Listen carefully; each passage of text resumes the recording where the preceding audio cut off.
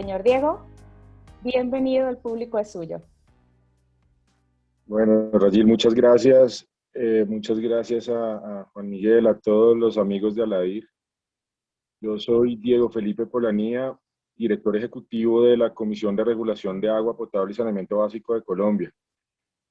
Pues estoy muy honrado de que me hayan invitado a ser parte de este evento y quiero contarles hoy, desde el punto de vista de un regulador económico, eh, cómo cómo estamos trabajando en Colombia en ciertos temas fundamentales para darle pie, para darle lugar a ese llamado que hace Juan Miguel con la importancia de desarrollar, educar, aprender, que la industria tenga otros aspectos y otros componentes en donde se pueda desarrollar. Entonces, si me permiten, voy a compartir pantalla para compartirles una presentación. Si me pueden confirmar, ahí se debería estar viendo, ¿verdad? Listo, Sí, señor entonces, bueno, Diego. vale, muchas gracias. Entonces, pues digamos lo que queríamos poner aquí presente para iniciar este evento y para arrancar con las exposiciones que continúan es un poco en Colombia, cuáles son los retos que desde la regulación percibimos para los servicios, para ayudar o incentivar la buena prestación de los servicios de acueducto alcantarillado frente a la disponibilidad y calidad del agua potable.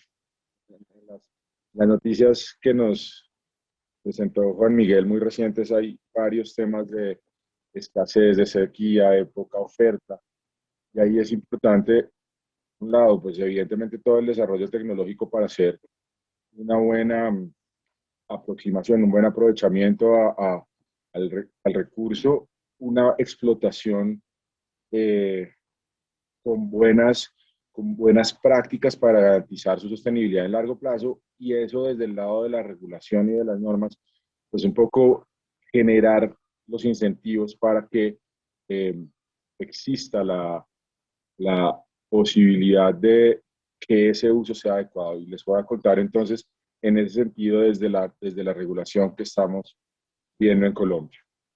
Lo primero, bueno, la Comisión de Regulación de Agua lo que hace fundamentalmente, entre otras cosas, pero la principal que hace en nuestro país es establecer las fórmulas tarifarias, cómo, qué tipo de costos o qué llevo yo a una tarifa que después es trasladada a los usuarios por el uso del recurso del que estamos hablando. Y ese es una herramienta, es un instrumento muy poderoso porque es en últimas el que termina tocando el bolsillo de los usuarios y en el que tenemos que de alguna forma los usuarios programarnos y cambiar o alinear nuestros comportamientos para garantizar el bienestar y entender entonces qué está en esa tarifa es fundamental, y ahí es donde están en nuestro concepto varias de las posibilidades que se pueden desarrollar a futuro para generar una sostenibilidad de largo plazo. ¿Qué hace la comisión y qué entra a una tarifa? Lo primero, se se establecen el norte que se diseña está amarrado con unos estándares de calidad que se deben cumplir en la prestación de los servicios. Es decir, se determinan unas metas que hacen conceptualmente, y es lo que se tiene que poner en la práctica por parte de las empresas, todos los usuarios de Colombia tengan unos estándares de servicio dados. Para lograr esos estándares de calidad, se determinan unos costos de la prestación, y esos costos son los que se habilitan para llevar a la tarifa. Entonces, lo que hace el regulador es determinar cuáles son esos costos que pueden ir a la tarifa, que se pueden trasladar a un usuario y que por lo tanto deben garantizar una calidad específica en el servicio. ¿Cuáles son los costos que actualmente están como componentes de una tarifa de agua potable en Colombia? Tenemos dos cargos al interior de la tarifa, o la factura que paga un usuario al final está compuesta por dos cargos. El cargo fijo, que no depende del consumo, es decir, es un cargo que se paga independiente de la cantidad de metros cúbicos que haya consumido un usuario en un periodo de tiempo, puede ser mensual o bimestral, es lo más común.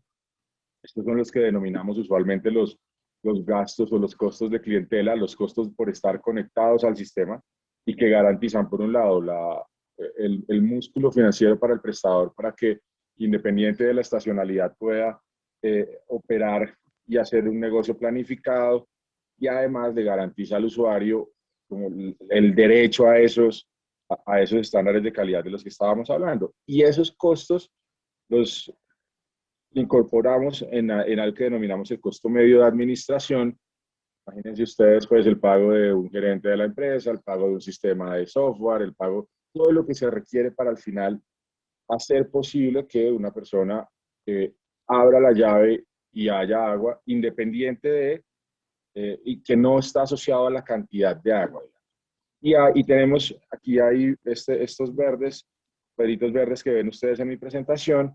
Hemos incorporado recientemente, y recientemente me refiero antes de la pandemia, unas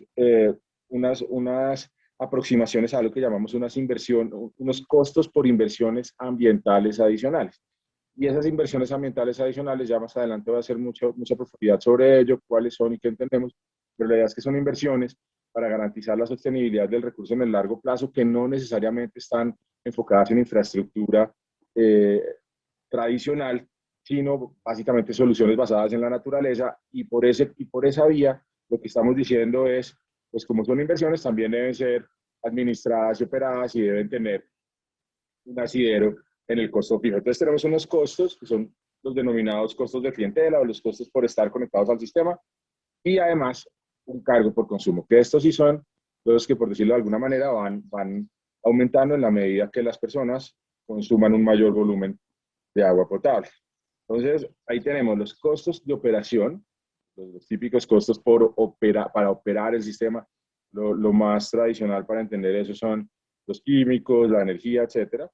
Los costos de la inversión, evidentemente, el sector de agua potable y saneamiento básico es un sector de infraestructura, entonces el despliegue de esa infraestructura tiene un costo, son costos hundidos altos. Este es justamente el costo más representativo de toda la factura. Eh, el costo medio de tasas ambientales, y aquí empieza entonces esa discusión de la que estábamos hablando, de la sostenibilidad y toda la inversión en temas ambientales.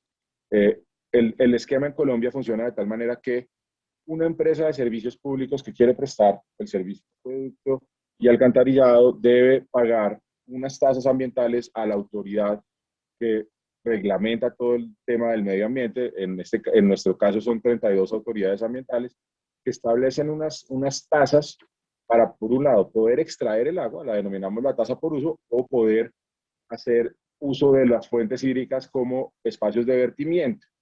Eh, Post tratamiento, en el ideal, en muchos de los casos no es así, pero usar los cuerpos hídricos para verter, también hay una tasa. Esas tasas, pues como las tiene que pagar la empresa para poder operar, necesariamente van a la tarifa, es decir, las terminamos pagando todos los usuarios. Y nuevamente aparece el costo medio de las inversiones ambientales adicionales. Y ahí, ¿por qué adicionales? Digamos que el componente de CMT tiene las tasas que acabo de mencionar, tiene todo un componente de inversiones ambientales obligatorias, es decir, usted tiene que hacer las tasas y además es común que la autoridad ambiental exija hacer cierto tipo de inversiones en temas ambientales.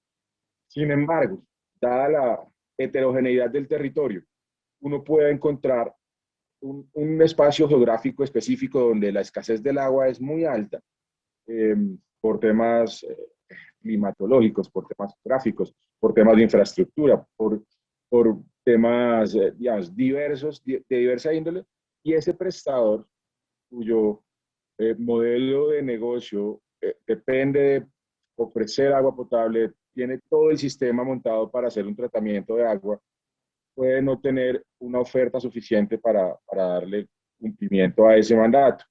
Entonces, con ciertas inversiones basadas en la naturaleza, ya repito, ya vamos a entrar, tenemos 6 tipos identificados de esas inversiones, eh, este prestador puede mitigar ese efecto adverso particular de su territorio que hace que tenga poca agua, y eso, en ese componente de inversiones ambientales adicionales, puede entrar a la tarifa que se va al usuario.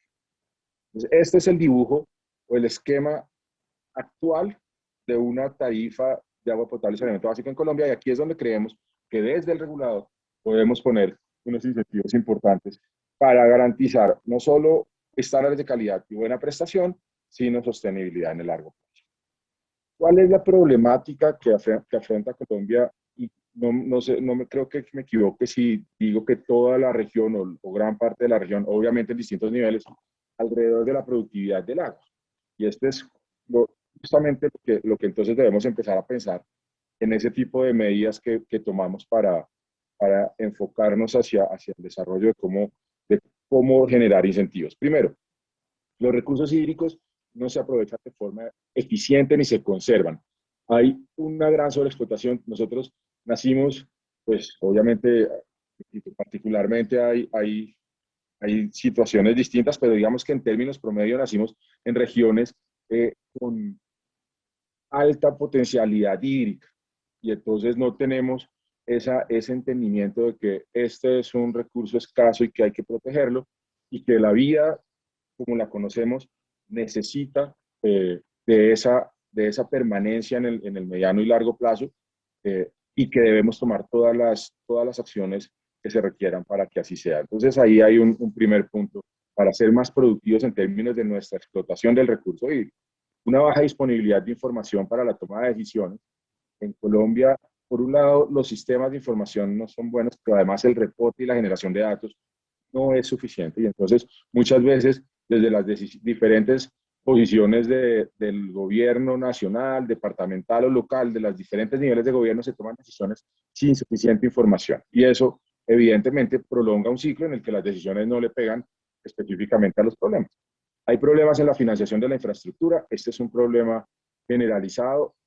El sector de infraestructura requiere varios inversiones cuantiosas, costos hundidos que se recuperan en el largo plazo y no siempre está la posibilidad de que los inversionistas entren en esquemas libres de riesgo sabiendo que van a tener una remuneración eh, tranquila, digamos, segura por sus inversiones y entonces otros sectores de menor riesgo se terminan llevando a los inversionistas. En ese punto, por ejemplo, la regulación creo debe hacer un esfuerzo mayor para garantizarle a los inversionistas que su remuneración justa y considerando la capacidad de pago de los usuarios, pero que está garantizada en el mediano y largo plazo para que las inversiones lleguen a nuestro sector.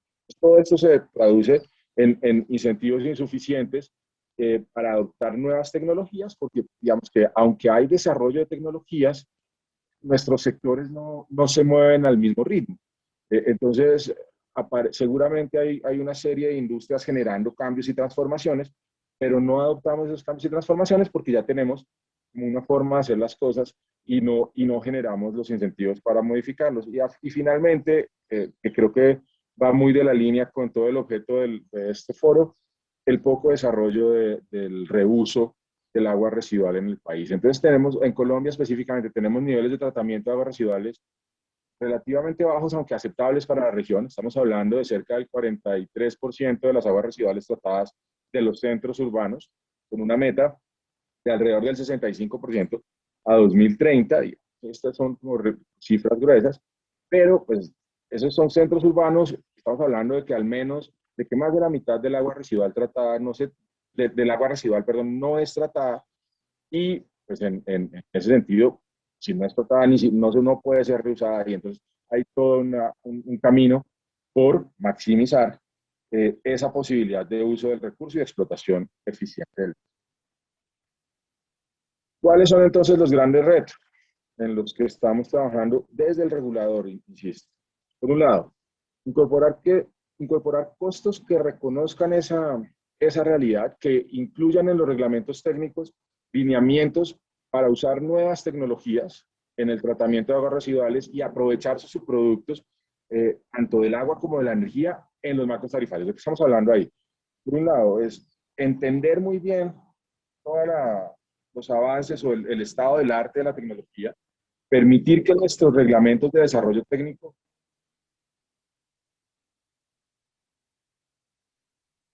no sean cuellos de botella paras y que los costos, esa fórmula que les hablé en un comienzo, que puntualmente o al detalle esté habilitada la posibilidad de incorporar ese tipo de costos de nuevas tecnologías que estén comprobadas. Incentivar la regionalización, digamos, y aquí hay un tema de aglomeración en el que creo que tenemos mucho que aprender de otros colegas de la región, y es Colombia, para ser exactos, tiene 1.102 municipios. Cada uno de ellos tiene un prestador, es decir, tenemos una atomización muy importante, al menos un prestador, y si a eso le sumamos todos los prestadores rurales, estamos hablando de un registro de más de 3.000 prestadores, y esos son 3.000 casos específicos que hay que acompañar, dar asistencia, que evidentemente hay una disparidad entre ellos gigantesca. Tenemos empresas muy modelos y empresas ejemplares, o tenemos muchas empresas por fortalecer, muchas son más de 1.000, y en ese sentido, pues el ejercicio sería más fácil si se logra hacer cierta aglomeración para aprovechar economías de escala y de densidad, pero eso sí, también en esto somos muy reiterativos, que, que, que esa aglomeración persiga un fin económico y que sea clara las economías de escala que se van a aprovechar, y no aglomerar por aglomerar, sino garantizar siempre el bienestar de los usuarios, que es el objeto final. La incorporación en los marcos regulatorios de soluciones basadas en la naturaleza. Entonces, este es justamente, y aquí voy a hacer un zoom y voy a entrar a hablar de este tema de lo que llamamos inversiones ambientales adicionales, la posibilidad de que los prestadores de servicios públicos incorporen en sus costos las inversiones en soluciones basadas en la naturaleza, que de alguna forma estarían garantizando a un costo más eficiente la sostenibilidad en el largo plazo. Entonces, ¿por qué queremos tener esa discusión? Y voy a pasar rápido. Este es un mapa de nuestro país, y allí lo que básicamente nos muestra es que hay un desequilibrio entre nuestra, eh, donde se ubica la población, hay una sobreexplotación del recurso, y es justamente en donde hay una menor disponibilidad del mismo.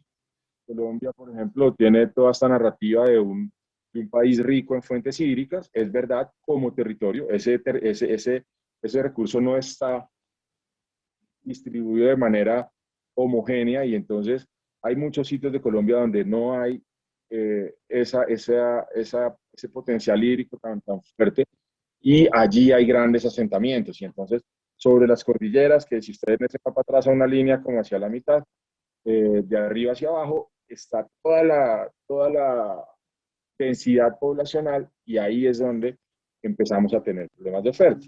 Entonces, esa disminución de la oferta, además de una baja calidad en muchos casos, justamente por lo que estaba mencionando previamente, bajo tratamiento de aguas residuales, altos procesos de contaminación hídrica, pues lo que generan entonces es un ejercicio de prestación de los servicios públicos de acueducto más complejo, más costoso, procesos de tratamiento mucho más caros, y por eso es que para un prestador puede ser una decisión económicamente racional, digamos, hacer inversiones en protección del recurso para garantizar su sostenibilidad de modelo de negocio a largo plazo, que no tendrá que hacer inversiones tan fuertes en el corto y mediano plazo como si no hiciera hoy esas inversiones en soluciones basadas en la naturaleza, y más adelante tuviera que hacer grandes inversiones en infraestructura gris. Y pues todo esto asociado a altos requerimientos de infraestructura que le permitan garantizar la demanda, la atención de la demanda, y mantener procesos ecológicos de los ecosistemas productores, es decir, que el caudal ecológico o ambiental siempre estén allí, que haya suficiente agua para preservar el servicio. Que las acciones que podamos tomar entonces en conservación y protección nos permitirán en el mediano plazo mejorar los servicios hidrológicos de regulación del ciclo hidrológico. Y entonces la visión es donde creemos que estamos siendo, por decirlo de alguna manera, innovadores de la regulación en Colombia, es la apertura para que dentro de todo el esquema duro de fórmulas tarifarias en el que llevamos 25 años trabajando, se abra una puerta para incorporar todos estos costos que denominamos inversiones ambientales, que los mismos se traten como inversión y que tengan un rendimiento. Y entonces, ¿qué es lo que estamos en últimas generando? Entonces, tendríamos, esta es como una gráfica de lo que queremos promover y donde creemos que puede haber un ejercicio importante desde el regulador. Eh, la infraestructura verde o las soluciones ambientales basadas en la naturaleza se componen de esas inversiones ambientales obligatorias que expliqué en mi primer slide, más las inversiones ambientales adicionales, esas que particularmente un prestador puede decir, vea, yo aquí, si hago una protección de la ronda, de la fuente de la que me abastezco, elimino procesos, por ejemplo, de erosión o de sedimentación, procesos en los que, qué sé yo, el ganado entra y contamina la fuente de la que me estaba abasteciendo y tengo entonces que hacer un tratamiento más costoso y es preferible hacer ese tipo de inversiones y que esas inversiones puedan entrar a la tarifa antes no podían hacer. Son acciones de conservación y protección de la fuente abastecedora, más toda digamos, la regulación de las inversiones que siempre hemos hecho en infraestructura gris, garantizando temas muy importantes también. No les estamos quitando la prioridad, sino que la idea es justamente poder articular estas dos visiones. Toda la gestión de pérdidas, toda la discusión de macro y micromedición, optimización y mejores del sistema de acueducto, toda la inversión dura en el sistema, digamos, en el proceso de captación, de tratamiento, de distribución. Entonces, digamos, y entendemos que estas dos líneas de inversión juntas y articuladas lo que hacen es disminuir la vulnerabilidad que puede tener una población al desabastecimiento. Entonces, a mí al principio nos habló de noticias de desabastecimiento. Lo que creemos es que con un proceso, con un incentivo, con una habilitación del regulador para hacer cierto tipo de inversiones y generar eficiencia en las inversiones tradicionales del sistema, las dos articuladamente deben en el mediano plazo disminuir la vulnerabilidad al desabastecimiento de nuestras poblaciones. ¿Cuáles son las inversiones que denominamos inversiones ambientales adicionales? Es decir, ¿qué es lo que está permitido ahora en la regulación de Colombia que hagan los prestadores de servicios públicos para garantizar esa oferta y para, como lo dije previamente, disminuir la vulnerabilidad al desabastecimiento? Por un lado, comprar predios y aislar todo el esquema de provisión, toda su fuente hídrica proveedora, que puede comprar los predios, eh, hacer proyectos para la recarga de acuíferos, hacer proyectos de restauración de la capa, de la capa arbórea donde está todo el proceso de abastecimiento, procesos de protección y recuperación en las rondas de cuencas de fuentes abastecedoras, los sistemas de monitoreo del recurso hídrico y generar escenarios de pagos por servicios ambientales. Ahí de qué estamos hablando. En muchos casos, la transformación de un territorio se da por las mismas necesidades económicas de la población y esa transformación que de alguna forma amplía la frontera de explotación del territorio termina afectando de manera negativa los terrenos o los sectores donde está todo el ecosistema de provisión de agua. Entonces, con esta vía, las empresas de servicios públicos podrían aproximarse a las poblaciones y decirles, yo le puedo hacer unos pagos a usted siempre y cuando no haya una transformación de los servicios ecosistémicos que presta esa tierra. Y entonces el señor, en vez de talar todo el bosque para poner ganado, lo que hace es proteger el bosque y hay un flujo de recursos desde la empresa hacia esa familia, digamos, que garantiza su conservación.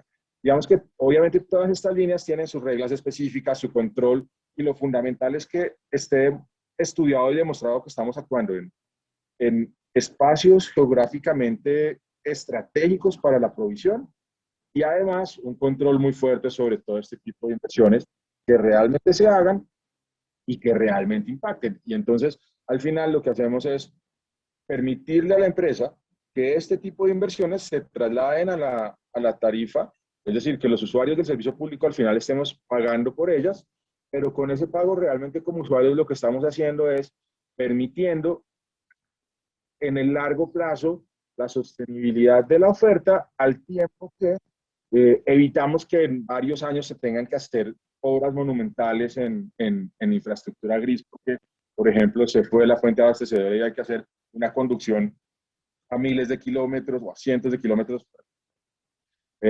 kilómetros con una nueva boca toma y todo un esquema de distribución que seguramente será más. ¿Cuál es entonces la línea de cuáles son barreras para la inversión en sistemas basados en soluciones basadas en la naturaleza? Pues todo el tema de escala y tiempo de maduración de los proyectos. Son proyectos pequeños que demoran en dar sus réditos y obviamente existe toda una dificultad para, o tiene uno que estar muy convencido para hacer ese tipo de inversiones y además tener garantizada su efectividad. Eficiencia en la inversión sujeta a la incertidumbre. Ese mismo espacio pues hace que su impacto, por lo menos a hoy, no sea tan claramente medido. La temporalidad de los beneficios se dan mucho en el largo plazo. El desconocimiento y la baja capacidad técnica, digamos que nuestro sector está educado para hacer otro tipo de inversiones, para hacer otro tipo de cosas, y esto es de alguna forma algo en lo que estamos entrando y que ese proceso de formación y de educación y de entendimiento es un proceso en el que tenemos que entrar. Y entonces, pues por todo esto es que aparece toda nuestra regulación en temas de inversiones ambientales adicionales. Finalmente, frente al tema, lo mencioné y ya estoy por terminar, eh, también es importante para nosotros todo el tema de aglomeraciones, eh, eh, lograr regionalizar, tener mayores escalas de prestador con menos atomización, y esto nos lleva a que desde la regulación debemos generar incentivos para eh, eh, regionalizar, y eso debe surgir de justamente grandes ciudades con un potencial de aprovechamiento de economías de escala eh, que puedan tomar otros mercados y garantizar un buen servicio. Creemos que esto se debe incentivar desde la regulación. Para eso estamos generando regulaciones que den incentivos para tener sistemas de tratamiento de aguas residuales que no atiendan específicamente una municipalidad, sino que puedan tomar varios, obviamente en un mercado regional, que haya una solución de transporte de las aguas a esos sistemas, pero que al final, o que haya varios sistemas, pero con beneficios operativos al ser administrados o gerenciados por una misma matriz, digamos, que de alguna forma garantice mejores rendimientos económicos, que permitan ganancias en eficiencia por la aglomeración de los mercados, además que nos den esa posibilidad de alinearnos o coordinarnos con la visión de gestión integrada de recurso hídrico. Digamos que, claro, uno frente a la división sociopolítica o geopolítica de los territorios, se le antepone toda la visión de cuenca hidrográfica y muchas veces las soluciones de los temas de tratamiento de aguas residuales no pasan necesariamente por la decisión de un alcalde, sino de varios, y a menos que logremos tener ese acuerdo mancomunado de varios mercados o de varios municipios alrededor de una misma cuenca para promover su tratamiento, eh, difícilmente se logran escenarios económicos donde eso sea rentable si lo hacemos atomizadamente. Entonces también por eso creemos que toda la visión de regionalización es importante. Y eso además nos permite, al tener mercados más grandes, que las inversiones y operaciones de las plantas o los sistemas de tratamiento de aguas residuales nos lleven a un aumento en las tasas de reuso, de reutilización, en la recuperación de los subproductos. Y todo esto, pues que digamos, creemos que si somos capaces de dar incentivos para transformar la estructura de nuestro mercado, la estructura de nuestro sector, pues será muy importante en el proceso de recuperación post-COVID, de reactivación, porque generará unos esquemas más eficientes de inversión y de remuneración de esa inversión. Entonces, esto es todo lo que les quería contar. Muchas gracias por el espacio y pues obviamente estoy abierto a cualquier comentario o pregunta que se quiera hacer. Muchas gracias. Muchísimas gracias, señor Diego, por tan interesante presentación. El señor Diego nos ha acompañado en varias oportunidades en encuentros al ADIR y realmente siempre ha existido desde la CRA, desde la Comisión de Regulación de Agua Potable y Saneamiento, una muy amable disposición para compartir su experiencia, sus retos, además creo de una forma muy sincera, porque el señor Diego no solamente nos dice lo que está bien, sino lo que está mal también y cómo debemos aprender de todo este proceso. Tengo un par de preguntas, señor Diego. Voy con la primera. ¿Qué dice la legislación colombiana sobre el reuso? ¿A qué usos se restringe? Bueno, digamos, Hay justamente, digamos, la regulación colombiana frente al reuso se enfoca específicamente en los temas industriales y hay todo un mecanismo que creemos es complicado como de transacciones económicas entre una empresa y otra para poder hacer el reuso de las aguas con ciertas características, además de exigir estándares muy altos que no necesariamente permiten que en cierto tipo de usos específicos se pueda usar. Entonces, por ejemplo, en el sector de la construcción eh, hay una cantidad de potenciales que no están siendo explotados por barreras normativas. En eso, digamos, el rector es el Ministerio de Ambiente y está junto con el Ministerio de Vivienda, que es de alguna forma el rector del sector de agua potable y saneamiento básico, quien promueve el desarrollo del tratamiento de aguas residuales domésticas. Están en este momento desarrollando toda la norma para flexibilizar los parámetros, digamos, y permitir mayores usos. En la práctica, hoy solo hay una posibilidad de reuso entre empresas, ciertos procesos industriales, pero por los altos estándares que se exigen, es muy baja la potencialidad real. Y eso es justamente en lo que se está trabajando. Perfecto. Tengo otra pregunta que nos parece bien interesante. La hace un representante de una empresa social ADIR y dice que es común que en Latinoamérica las pocas leyes que están relacionadas con el reuso de agua suelen tener muchos vacíos de información y a veces de interpretación. ¿Cree usted que sería prudente poder incorporar precisamente a las empresas que proveen servicios en cuanto a las tecnologías de saneamiento, entre otras, que son las que a la final de alguna forma u otra llevan a cabo estos grandes proyectos de saneamiento, de potabilización de agua, de acceso al agua, entre otras, que fuera posible incorporarlos de alguna manera como actores dentro de lo que pudiera ser la instauración de una legislación, de una regulación, como para ellos precisamente poder expresar cuáles son esos vacíos o esas dificultades de interpretación a las que se ven cuando van a llevar a cabo un proyecto. Claro, digamos, es fundamental. Eh, Nosotros entendemos, digamos, Colombia, por ejemplo, y la barrera hasta donde hemos estudiado es fundamentalmente normativa, como les decía, tenemos una reglamentación con, con exigencias muy altas que realmente hacen poco práctico dada el desarrollo tecnológico reciente, hacen que no sea posible llevar a cabo la implementación del reuso, pero además, pues dado que no lo hemos hecho, no tenemos una serie de actores expertos en el tema y evidentemente la participación desde su rol informativo y alimentando las discusiones de aquellos que en otros territorios están llevando a cabo la actividad del reuso, es fundamental para evitar eh, repetir errores, para evitar dejar vacíos que son fundamentales en esquemas que ya están funcionando. Digamos que este es el típico caso en el que no debemos tratar de inventarnos las ruedas, sino ver qué es cómo funcionan las cosas eh, eh, en otros territorios, adaptarlo a nuestra realidad, pero tener acceso a todo el conocimiento y ahí las empresas que lo están haciendo en otros lugares, pues tienen una voz muy calificada, importante para poder eh, retroalimentar estos procesos. Muchas gracias, señor Diego. Voy con un par de preguntas más. Solamente vamos a hacer 2 preguntas más por el tiempo. Así que bueno, voy con la otra, la hace la señora Sandra Rodríguez. Ella pregunta, ¿cuál es el porcentaje de los costos fijos y fijos ambientales que representan respecto al costo de consumo medio?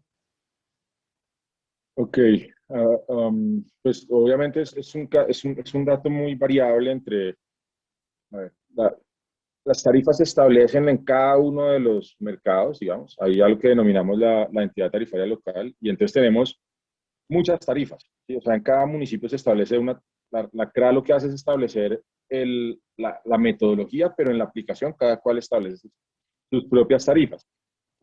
Digamos que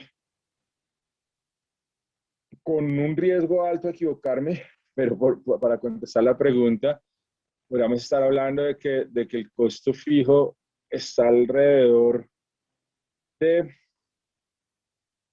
algo así como el 15% en promedio, pero repito, es simplemente por dar un orden de magnitud, porque hay una gran disparidad alrededor de todo el territorio.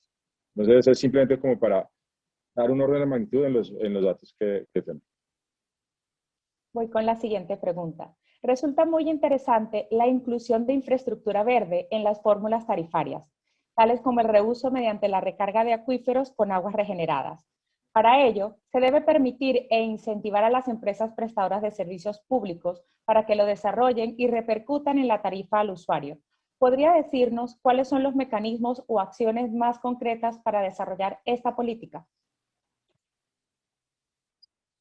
Um, claro, o sea, estoy totalmente de acuerdo con la afirmación con la que arranca la pregunta. Y justamente ese es hasta ahora el logro más concreto que tenemos, y es habilitarlo en la regulación. O sea, es que hoy una empresa pueda hacer un proyecto de recarga de acuífero eh, con, digamos, el tema de que sea con aguas residuales tratadas o con reuso de aguas tratadas, hace parte de este otro desarrollo de legislación del reuso de la que estamos hablando. Pero lo que estamos es como en esa tarea